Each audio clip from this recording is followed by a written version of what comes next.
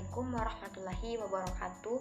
Saya Zalila Trimutiara, NIM 2111240088, lokal PGMI 4D, dosen pengampu Bapak Yasori Revola MPD.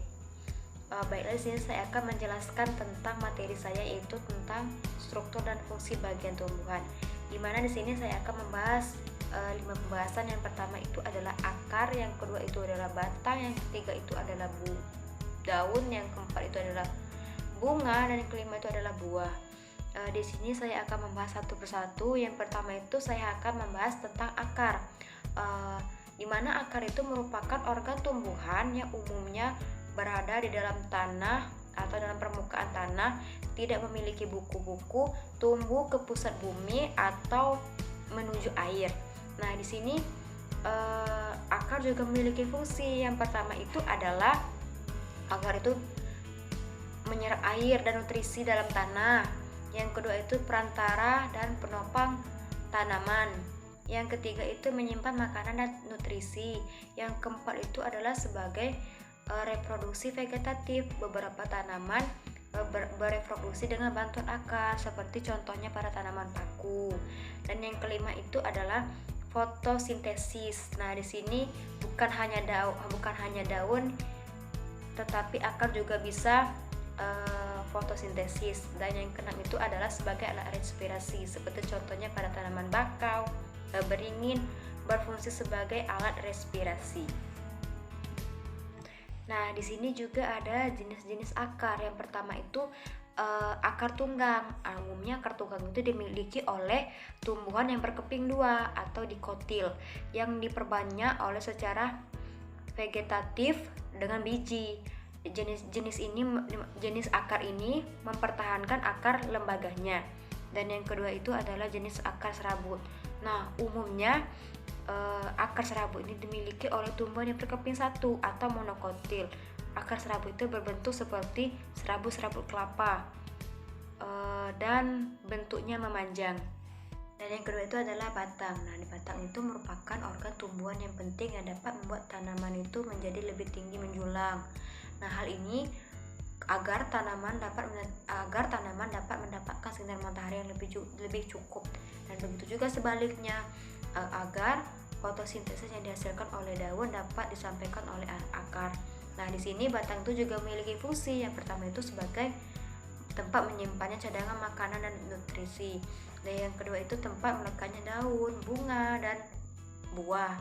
Dan yang ketiga itu menyalurkan air dan akar ke daun serta menyalurkan zat makanan dari daun ke seluruh tubuh tumbuhan. Dan yang keempat itu adalah mengarahkan tanaman atau tumbuhan agar mendapatkan cahaya matahari yang lebih cukup, dan sebagai alat reproduksi atau pembentukan tunas.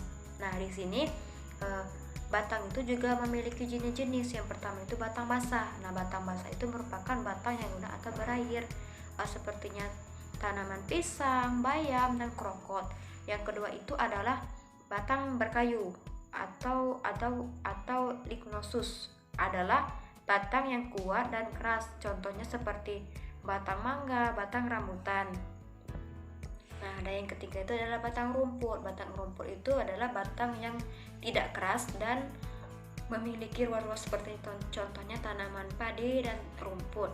Nah, yang terakhir itu batang mendong. Batang ini adalah batang yang tidak keras dan berruas panjang, seperti contohnya pada tanaman rumtiki. Yang ketiga itu adalah daun. Daun itu merupakan organ tumbuhan yang menempel pada batang. Nah, biasanya daun itu berbentuk tipis lebar dan banyak mengandung zat hijau yang dinamakan adalah klorofil. Nah, di sini daun itu juga memiliki fungsi. Yang pertama itu adalah tempat pembuatan makanan atau fotosintesis. Yang kedua itu sebagai organ pernapasan atau respirasi. Yang ketiga itu tempat terjadinya transpirasi. Dan yang keempat itu adalah alat perkembangbiakan vegetatif, seperti pada tanaman cocer bebek. Dan di sini daun itu juga memiliki jenis-jenis. Yang pertama itu menyirip. Menyirip itu contohnya seperti pada daun jambu dan daun mangga. Dan yang kedua itu adalah berduri. Berduri itu contohnya seperti pada daun danas dan cemara. Dan yang ketiga itu adalah sejajar. Nah, sejajar itu contohnya pada tanaman jagung dan kelapa. Nah yang keempat itu menjari. Menjari itu contohnya pada daun pepaya dan daun singkong. Dan yang terakhir itu adalah melengkung. Nah melengkung itu contohnya pada daun sirih dan genjer. Yang keempat yaitu bunga. Bunga itu merupakan alat reproduksi generatif pada tumbuhan. Nah bunga itu biasanya memiliki warna yang menarik dan dapat berfungsi untuk menarik serangga ataupun hewan lainnya yang dapat membantu proses penyerbukan.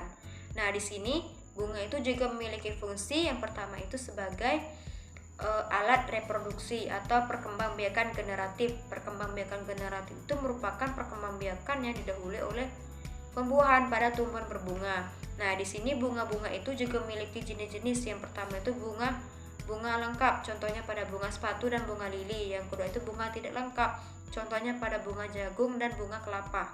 Dan yang ketiga itu bunga sempurna. Bunga sempurna seperti contohnya pada bunga mawar dan bunga matahari. Dan yang keempat itu ada bunga tidak sempurna seperti contohnya pada bunga pepaya dan bunga salak. Dan yang terakhir itu adalah buah. Buah itu merupakan bagian tumbuhan yang pada awalnya merupakan bakal buah, tetapi kemudian mengalami fertilisasi. Nah, fungsi buah pada tumbuhan adalah sebagai tempat penyimpanan makanan. Nah, di sini macam-macam buah. Yang pertama itu buah sejati. Nah, buah sejati itu adalah buah yang terbentuk oleh jaringan yang berasal dari bakal buah. Contohnya seperti pada alpukat, mangga, anggur, dan pepaya. Nah, di sini yang kedua itu buah semu. Buah semu itu adalah buah yang dibentuk oleh jaringan yang berasal dari bakal buah dan bagian yang lainnya. Contoh sepertinya buah apel, nangka, manggis, jambu monyet, nanas, dan durian. Yang ketiga itu buah sederhana. Buah sederhana itu terbentuk dari bakal satu buah, contohnya pada tomat. Nah, yang keempat itu adalah buah ganda. Buah ganda itu adalah buah yang berasal dari banyaknya bakal buah yang berasal dari satu bunga, contohnya seperti tanaman stroberi. Dan yang terakhir itu adalah buah majemu. Buah majemu itu adalah buah yang terbentuk dari banyaknya bunga yang bergabung menjadi satu, contohnya buah murbei dan buah cempaka. Baiklah, di sini saya akan menyimpulkan materi saya, yaitu fungsi akar. Akar itu berfungsi sebagai penopang tumbuhan, dan batang itu berfungsi sebagai menyalurkan makanan, dan daun itu sebagai proses fotosintesis, dan bunga itu adalah proses suatunya terjadinya buah, dan buah itu fungsinya yang nantinya akan menghasilkan tanaman baru. Baik, itulah materi saya. Apabila ada kata ataupun pengucapan saya yang kurang ataupun salah, saya mohon maaf. Kepada Allah saya mohon ampun. Saya akhiri. Wassalamualaikum warahmatullahi wabarakatuh.